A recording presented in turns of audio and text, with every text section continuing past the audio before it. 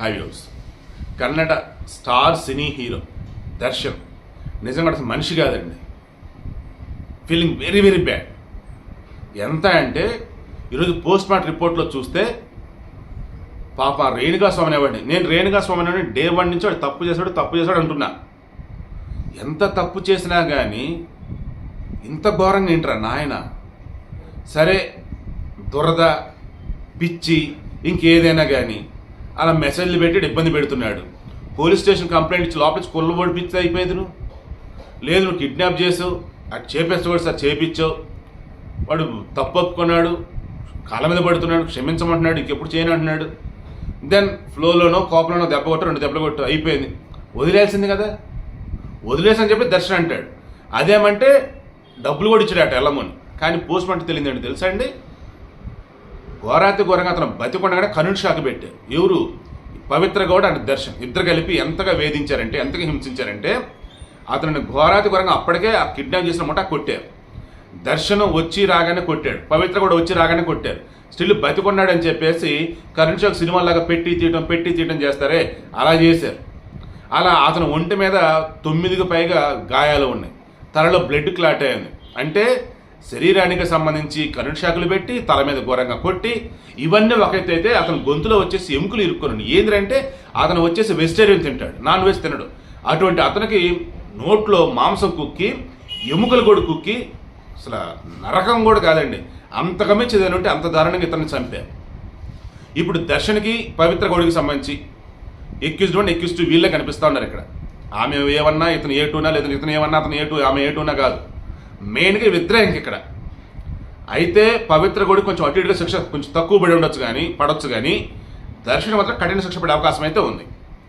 ఈ విషయంలో ఉపేంద్ర ఒకటే అన్నాడు, అసలు విచారణ ప్రాపర్గా సాగుతుందా లేదా, వీళ్ళు డబ్బున్నోళ్ళు పేరున్నోళ్ళు, ఇక మాకు న్యాయం ఎలా జరిగిందని చెప్పేసి రేణుకా స్వామి యొక్క కుటుంబ సభ్యులు బాధితులు వాళ్ళు బాధపడుతూ ఉన్నారు.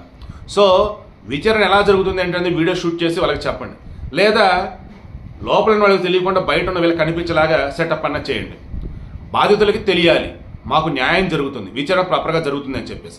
అలా కాదుకూడదంటే మాత్రం మనం తప్పు చేసినట్టే, మన వ్యవస్థ ఫెయిల్ అయినట్టే అని అన్నాడు ఉపేంద్ర. అంటే దాని అర్థం ఏంటి? దర్శనం అంటే మానవ మృగాన్ని ప్రాపర్గా విచారిస్తున్న శిక్ష పడిద్ది అన్న ధైర్యం మనం బాధిత కుటుంబానికి ఇవ్వాలి అని అతను. తర్వాత ఏక సినిమాలో విలన్ ఉన్నాడు కదా కిచ్చ సందీప సుదీప, అతను వచ్చేసి ఒకటే అన్నాడు, రేణుకా స్వామి కుటుంబానికి న్యాయం జరగాలి, దోషులు ఎవరైనా కఠినంగా శిక్ష పడాలన్నారు.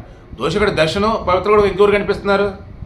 దెన్ ఒకటే అనమాట, ఇండస్ట్రీ ఉన్నటువంటి టాప్ మోస్ట్ హీరోలు కానీ బయట ఉన్న జనాన్ని ఒకటే అన్నారు, రేణుకా స్వామి చేసింది తప్పే, అల్లర చిల్లరగా ఉండే కొంతమంది ఏగిలితనంతో చేసే పనికి మాలిన పనులు.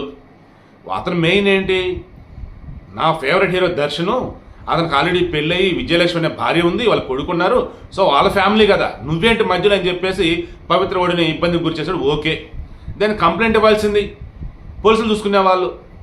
అరే కిడ్నాప్ చేయటం ఏంటి, కొడతం ఏంటి, దారుణంగా కరెంట్ షాక్ పెట్టి హింసించడం ఏంటి, తలలో బ్లడ్ క్లాట్ అయ్యేలా కొడతాం ఏంటి, అండ్ వెజిటేరియన్ అలవాటు ఉన్నవాడికి నాన్ వెజ్ పెట్టి బలవంతంగా గొంతులు ఎముకలు కుక్కడం ఏంటి, అసలు ఎంత రాక్షసంగా ఎవడన్నా ఉంటాడా?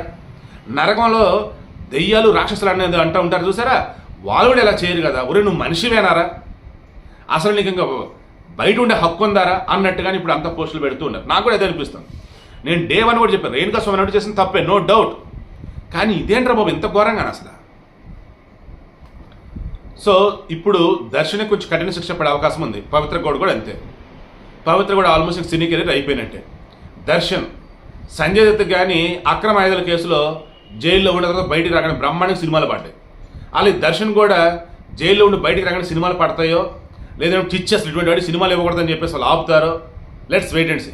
అంతెందుకు అసలు ఈ మధ్యలో బెయిల్ వచ్చి బయటకు వచ్చి మళ్ళీ సినిమాలు తీస్తారని మీరు అంటారా? కింద కామెంట్లో తెలియచేయండి.